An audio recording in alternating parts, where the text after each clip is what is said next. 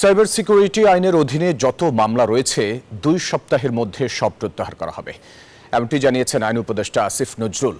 মঙ্গলবার আইন, বিচার ও সংসদ বিষয়ক মন্ত্রণালয়ে আয়োজিত সংবাদ সম্মেলনে কথা জানিয়েছেন তিনি। উপদেষ্টা বলেন, সাইবার সিকিউরিটি আইন সংস্কারের উদ্যোগ নেওয়া হয়েছে। তথ্য প্রযুক্তি মন্ত্রণালয় এ নিয়ে কাজ করছে। দেশের 25টি জেলায় 2500 রাজনৈতিক হয়রানিমূলক বা গায়েবী মামলা চিহ্নিত করা হয়েছে। এসব মামলায় লাখ লাখ মানুষ আসামি।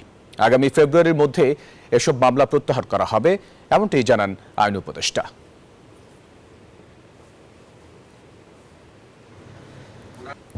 সাইবার সিকিউরিটি আইনে যে মামলাগুলো হয়েছে সেই মামলাগুলো আমরা উইথড্র করে ফেলার প্রক্রিয়া শুরু করেছি।